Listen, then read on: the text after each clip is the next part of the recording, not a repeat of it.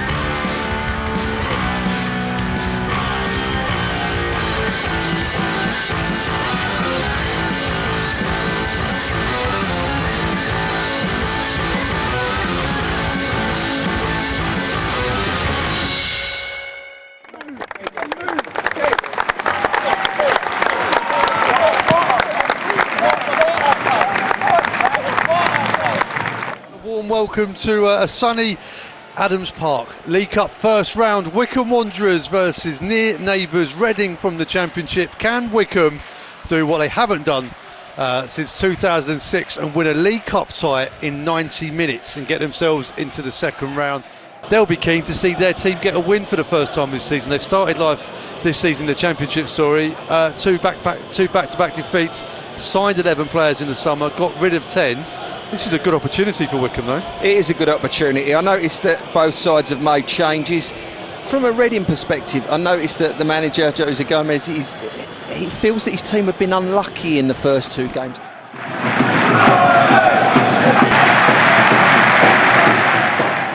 It's cleared and then it's lost again. Into the box now. Reading have a chance here from a tight angle. That's a good save from Ryan Alsop. He's got Richards on his left, but he goes back in field, finds Boy, he's come deep, he finds Adam. Adam's got space on the far side and he uses it on the right hand side. It's Rinamoto crosses in. Oh, wonderful save again from Alsop, and Boy for the second time is thwarted by the Wycombe keeper, and it goes out for the second corner of the game.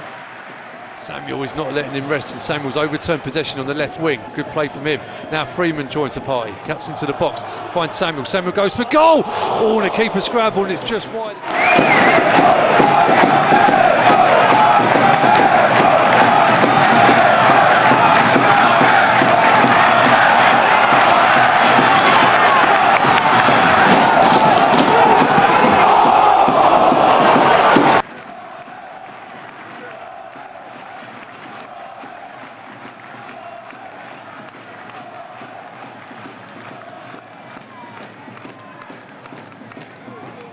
Parker's going to take the corner on this near side. Wycombe, the better side in this second half. 58 on the clock, 0-0. Corner comes in. Samuel at the near post and scores. Great header from Alex Samuel. Parker found him at the near post. Samuel, the shortest player at that near post, back to goal. And it's a delightful header. Keeper nowhere near it. And Wycombe against the odds here, lead against Championship Reading. Wycombe Wanderers 1, Reading 0. And it's gone very quiet behind the goal of Rafael Cabral.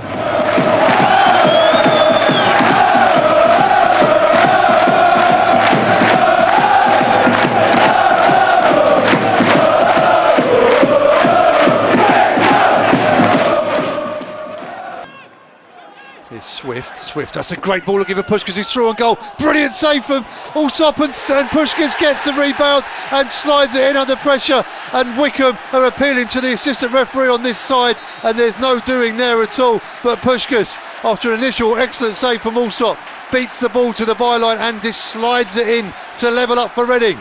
Wycombe 1, Reading 1, Puskis with it.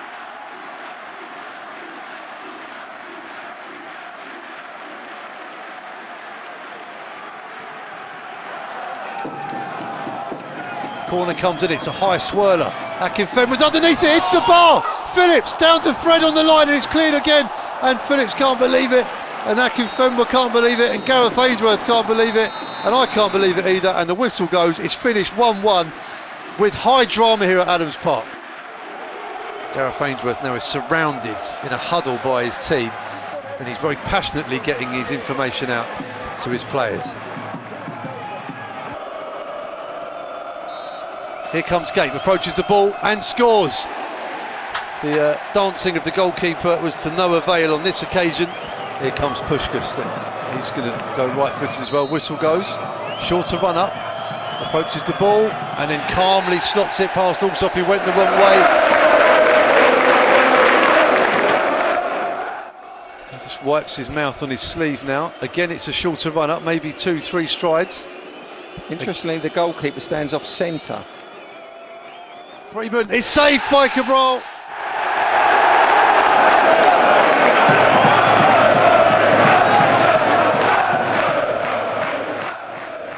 Reading, their second penalty.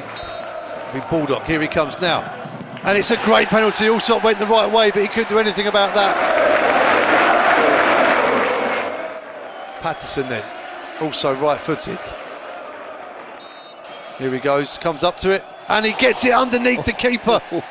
He went low.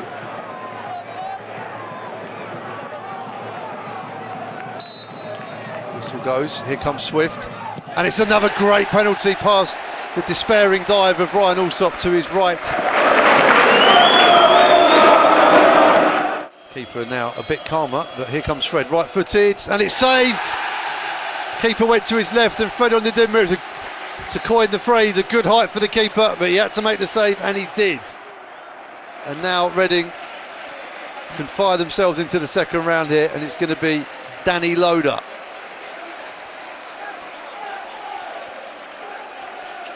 Can Danny Loader make the decisive strike?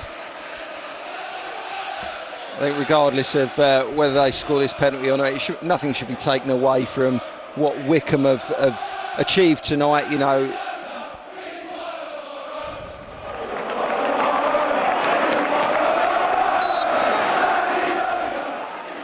it's going to be right-footed. He moves centre and then comes up to it and scores, and Reading are in the second round of the League Cup.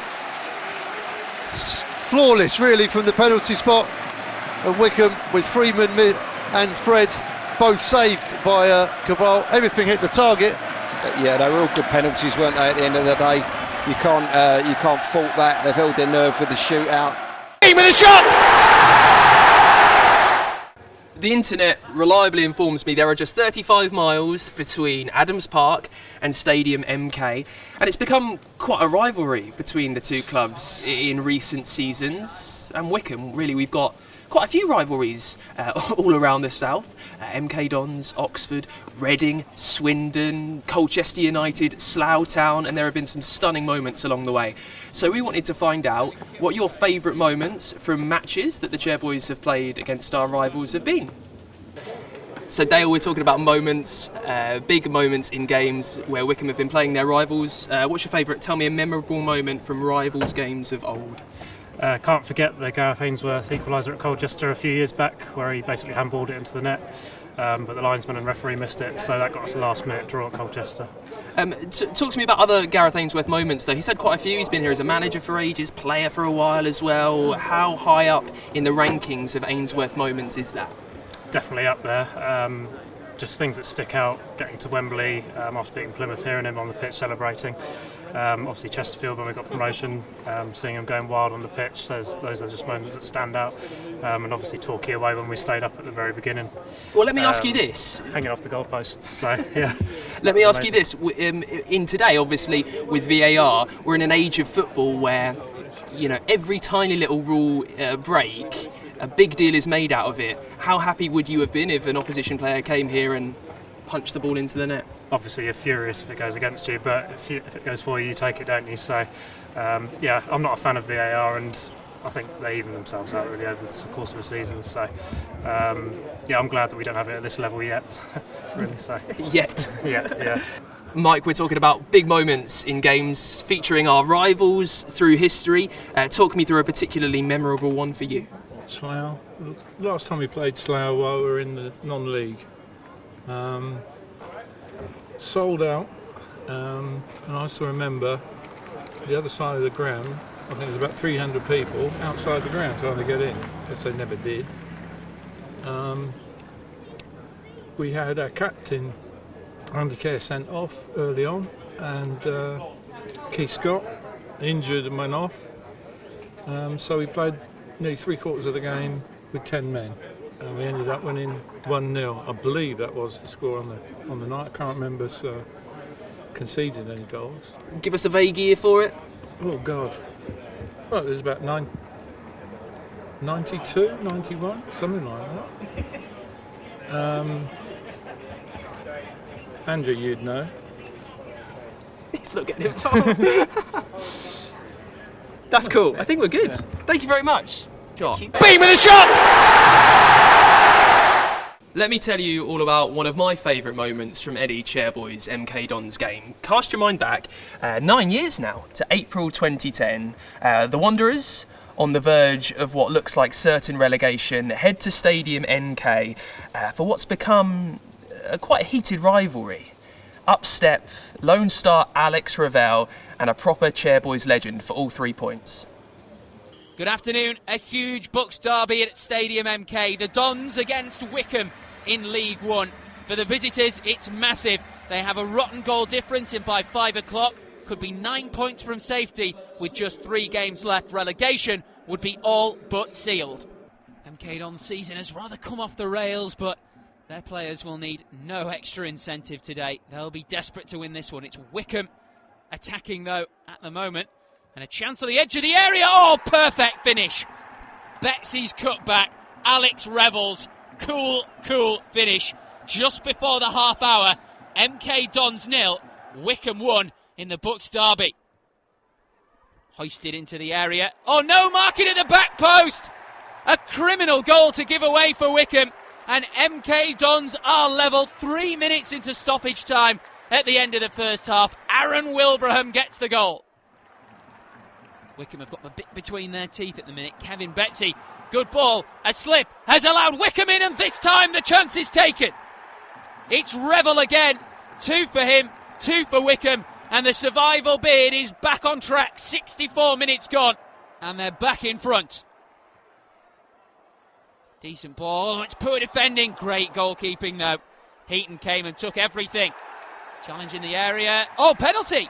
MK Dons have a spot kick. 15 minutes to go. What a chance to level. Sam Baldock against Tom Heaton. And Heaton saves brilliantly. Oh, and he got the rebound too. But he couldn't stop it third time round. He just needed some help from his defence. I think Aaron Wilbraham is trying to claim the goal. It's he who has this effort here. Is it over the line? Difficult to tell. And then Randall following in. Typically clever work from Kevin Betsy. And now another chance for Wycombe. Oh, that's millimetres away. How priceless would that have been had it gone in? Still they believe, Wycombe Wanderers. Time has almost run out. One more ball. Headed up in the air, but not clear. Half-hearted penalty appeals, deflected. Lewington out there trying to clear, but he hasn't managed to. Deflected! Oh, Wycombe have done it! Have won it! 5 minutes into stoppage time. They are not gone yet. Kevin Betsy has deserved a goal today. He's got one via a deflection. There can't be any time left in the Bucks derby. There isn't. MK Dons 2, Wycombe 3. The most vital of vital wins for the visitors. In recent seasons, Gareth Ainsworth has been known to employ some pretty unique methods of keeping team spirit up. Everything from a treasure hunt around Wycombe to swinging through trees, battling each other on trampolines. And at the start of this new season, things haven't been any less different. Take a look.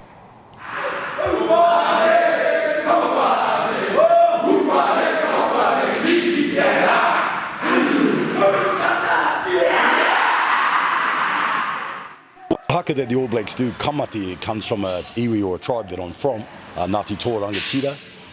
But for many Māori, it's just a big part of our lives, and as I say, we use it not only as very little to do with sports really, and more to about that unity and kotahitanga. A lot of people with one voice saying to a bunch of other people, or even a single person, that we are together in this kaupapa, in this reason, and we're passing it to you. So when our kids are born, we haka to them. When people pass away at funerals or tangihanga, we haka to them.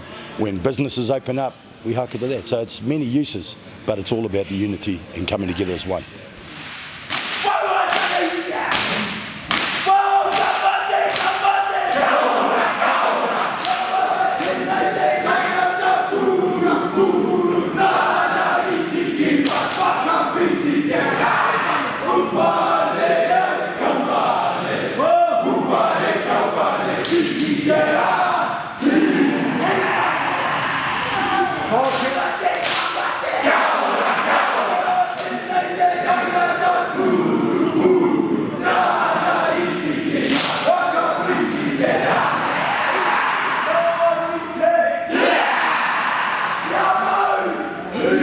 Enjoyable, like obviously that's the first time we've done anything like that, so yeah, it was good. It's a good introduction to the development days we have down here at Wycombe. Yeah, definitely that's my first one, so I didn't know what to expect this morning when they told us we were doing a development day, but it was good to be with the lads and just like it's good team bonding, and I feel like everyone just threw themselves into it, so it was a good laugh. You seem to really enjoy it as well, look like you got stuck in. Yeah, you can't do those things half-heartedly, otherwise you look worse, I think, so I threw myself into it, yeah.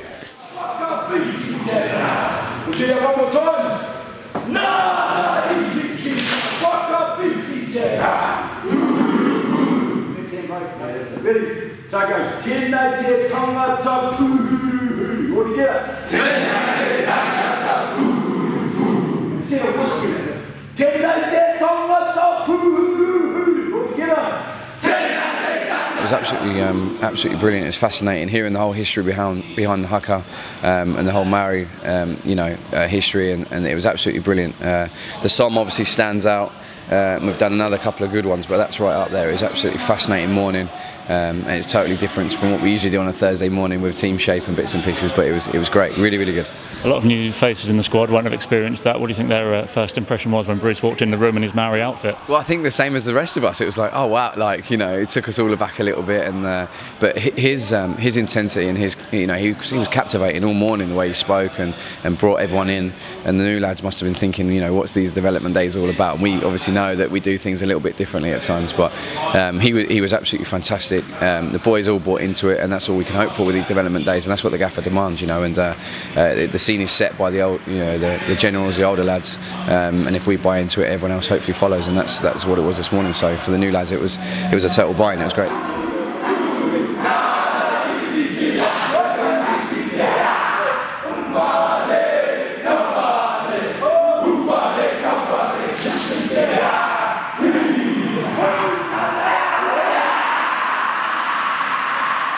Everybody, from the new ones to the old ones, all knew what they had to do. It's all about, facing up to challenges, thinking outside of the box, and these guys, they're professional footballers now, and that's the way the world has to go. And if you want to do well in this game, you've got to know every piece of it, every little thing to drive yourself forward. Everything helps. And so, no, they all attacked it, and I'm real happy with it.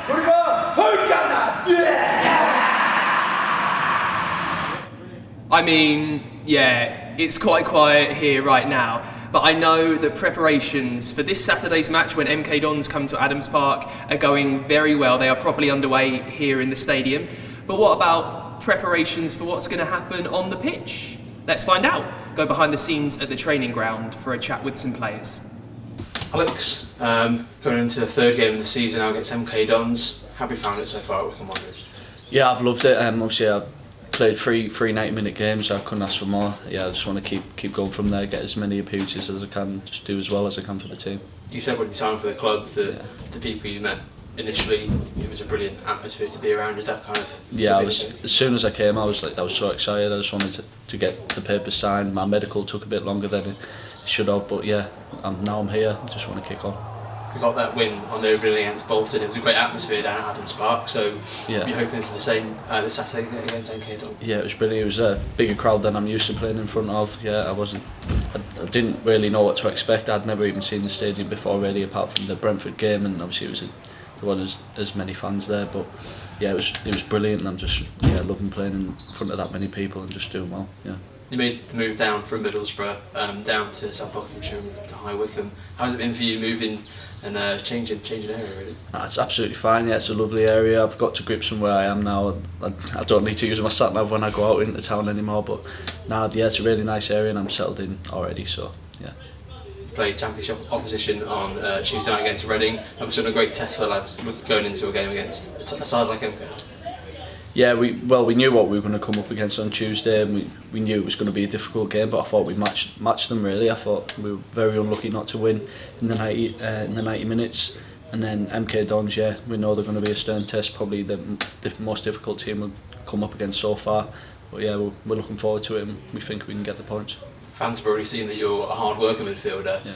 Are you looking to kind of get more goals and assists to your game as well? Is that something you? Yeah, definitely. Obviously, and I haven't scored a goal in the league yet, so that's definitely something that I want to do.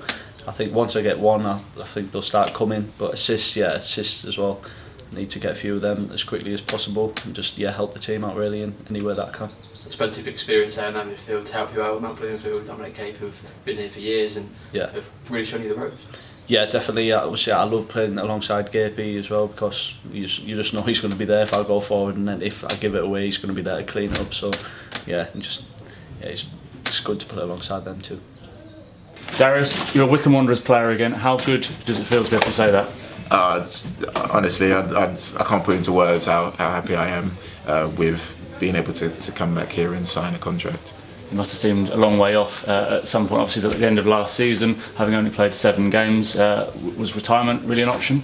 I mean, retirement was the only option for me, if I'm honest. Being told by a surgeon that they wouldn't operate and that I wouldn't be able to play at this standard again, if at all.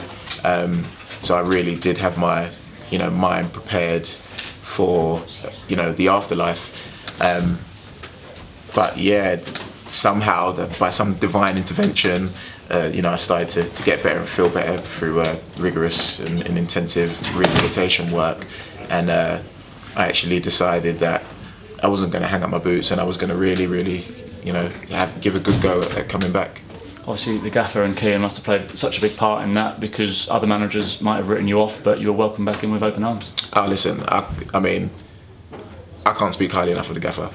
And I really mean that. I can't speak highly enough, just as a man, just like how much he's helped me, how accommodating he's obviously been, for me, even though, they brought me here, him and Dobbo, with high hopes of producing performances, not being able to, and just making me still feel like part of the team, part of the squad, part of the environment. So, I mean, like I said, I can't speak highly enough of him and the work I've been doing with Kean and Isaac has honestly been second to none. Let's talk about those performances last season. 7 games, but we beat Peterborough in that time. We had a great draw at Portsmouth. Did you know you were the outfield player with the highest win rate last year? It might have been a short but sweet time in the team. Well, I mean, listen, I enjoyed every moment of it, and the fact that I could be so instrumental in helping the team and the club stay up is brilliant, even though I didn't add as much as I would have liked to, or in the manner I would have liked to. The fact that I could be a part of something great here, is enough for me. Obviously the squad's changed quite a bit since last season. You're the 10th, I would say, new signing, but it's the 10th signing. Yeah. What are your early impressions of the new signings and the team as a whole? I mean, it's a brilliant squad. I don't know what else to say. It's a brilliant squad. There's, the senior boys have stepped up their game. The boys that have come in, young have been fantastic, have really shown like a great intensity, willing to work, confidence, and just so coachable. And it's just, again, the gaffer speaks about the environment and the ethos of this place. And I mean, anyone that comes in here for 5 minutes doesn't even need to be told. Like they can see it. Like the work rate, the willingness, the giving of this group is just, it's incredible. And that is it for this week's episode. Thank you so much for watching, being with the shot. I will see you soon with something brand new. And maybe, hopefully, we'll see you this weekend here at Adams Park as MK Dons come to town. You don't want to miss it. We'll see you then. Bye. With a shot!